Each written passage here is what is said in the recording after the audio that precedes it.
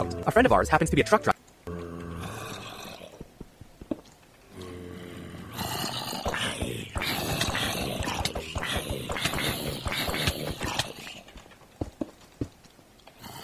Oh my gosh, I have the highest IQ out of anyone.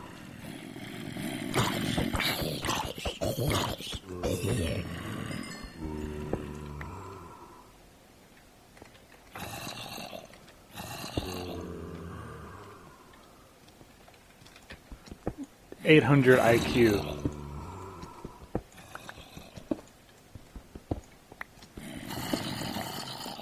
I'm just kidding. It was a fucking stupid idea to come in here and do this shit.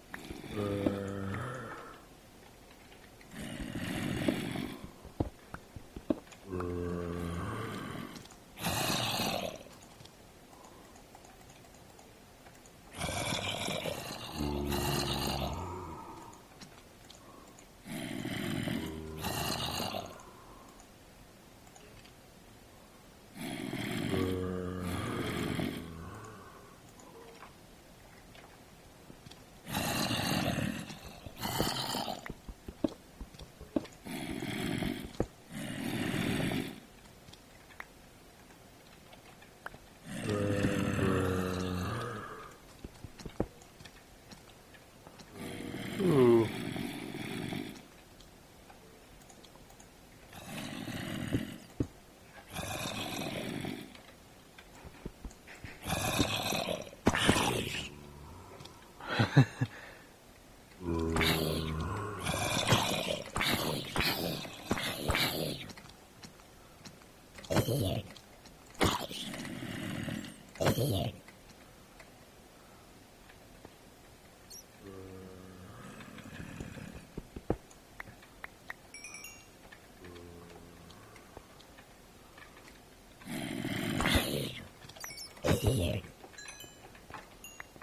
There's a fuck ton of these dudes out here. Make it a break for it. Look at my 800 IQ. Driver. He'd drive a big rig, almost Optimus Prime level, up and down the country. He also happens to be back in town that weekend. We gave him a ring and he's keen to help us out. Next step is to warn all the neighbors, who are fully on board because it turns out we weren't the only ones she was complaining about. Proceed to next weekend about 9 AM, and we spent about half an hour getting this great big truck down our driveway. It was a pretty wide driveway, but it was a pretty wide truck too, so damn it was a tight squeeze. Now, having been good friends with the previous neighbors, we were familiar with the internal layouts of the flats. The bedrooms were directly next to the front doors facing our driveway.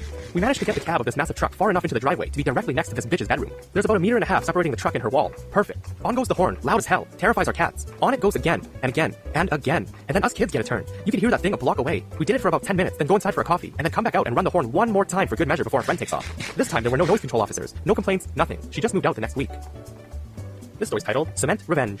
I saw a post on here from about a year ago about how a guy reinforced his mailbox to stop his neighbor from running it over, and it reminded me of something my dad did to our asshole neighbors years ago. When I was little, our next door neighbors were the biggest assholes. They constantly messed with us, insulted us, and threw garbage on our house. One thing they used to do was knock over these wooden poles that we had in our grass with the bumper of their SUV and drive through our grass to get to their driveway, and when my dad would confront them, they would always tell us off and say, "Sue me." This happened a lot, and my dad waited until they were gone on vacation and dug all of the poles out. Then he made the holes really big and proceeded to fill them with big bags of concrete. Then he put in new longer poles and put the grass back and waited. Well, when they got back from vacation a few days later, we hear a bang and go outside and hear the back of their SUV all messed up. Our neighbor proceeds to lose his shit, saying my dad had to pay for the damage, and my dad just smiled and said, "Sue me," and walked back inside. This story's titled, Won't Move Your Car? I hope you like rotting meats in your vents.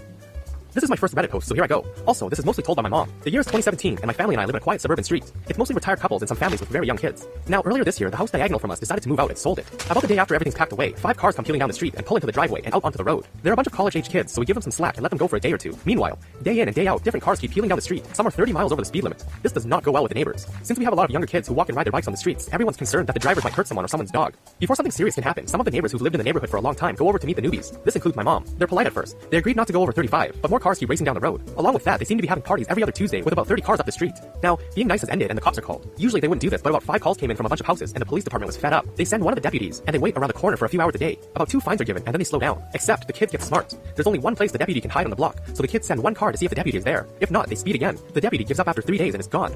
A few months pass and we were at a loss of what to do. Summer is almost here, so my brother and I are outside more. We have a basketball hoop at the edge of the road, right across from the house. Our driveway is at almost a 45-degree angle, and all my brother's buddies come and play, so we leave it there. But there's a problem. The cars keep parking to block the hoop. My brother's pissed since that's all he used to do in the summer. He goes over to the house, and the guys just shut the door on him. Now my mom's pissed. She marches over there and asks them to move their cars sweetly, and when they refuse, she hatches a plan. This summer was a hot one, and my mom decides to cook some homemade pea soup. Now, she burns this batch by accident, of course. Now, instead of chucking it out, she puts it in a big plastic jar. She seals the lid and places it out on the back porch in the middle of the sun. Weeks pass, and she occasionally opens it. There are maggots squirming around, and it turned deep brown green. There's also this clear yellow liquid that separated itself to the top, which was absolutely disgusting. Meanwhile, my brother is determined to play basketball when there's a little opening. About 20 minutes in, the ball bounces onto one of the cars by accident. There was no mark, but the car alarm goes off, so he's trying to leave. I run out to see one of the regulars who live there, a woman, yelling obscenities at my brother and how he needs to pay for her car. My mother runs out after me and starts yelling at the lady to get away from my brother. There was no damage and it was clear, but the lady kept screaming.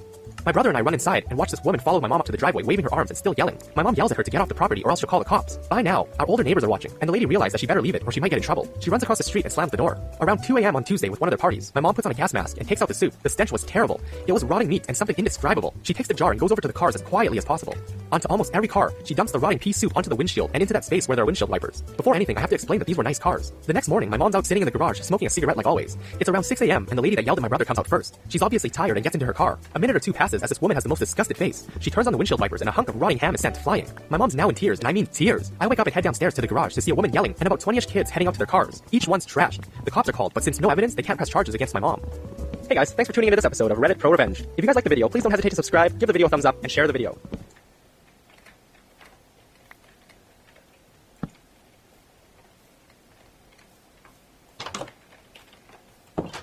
Hey guys, welcome back to another episode of Reddit Pro Revenge. In this episode, I've got some awesome revenge stories on bullies that you might find satisfying. I hope you stay for all of them and subscribe for future videos.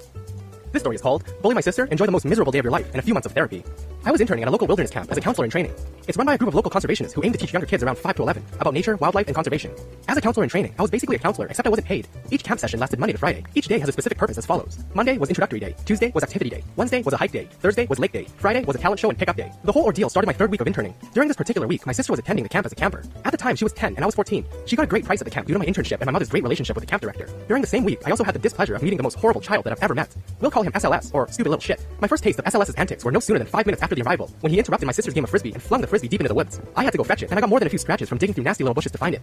My sister immediately approaches SLS after he threw the frisbee, and being the innocent person she is, she tried to inform him that what he does was mean. He then spat in her face. This was the beginning of SLS's week from hell. After getting a talk down from the counselor, SLS was seemingly unfazed, except for the fact that he made it his goal to ruin my sister's camp experience. During the course of the day, he spilled lasagna on her outfit during dinner, and he called her an array of insults, ranging from fat to stupid cow to poor little bitch. Finally, he violently tackled her to the ground during a game of ultimate frisbee. Make no mistake, SLS was 11 years old. He was around 100 pounds and a head taller than my sister. It was so bad that my sister came crying to me at the end of the night and said that she wanted to go home. While this was not an option, I promised her that I would make sure SLS would stop bullying her. The next day, SLS continued to treat everybody like shit, and continued to single out my sister. Unfortunately, he was not in my assigned group, but he apparently tripped her twice and threw her fishing rod into the nearby fishing pond, and splashed her in the creek. When he got back, he was incredibly smug. Apparently, the counselor in his group made no real effort to stop him, only rapping his knuckles each time, and then letting him continue to bully my sister.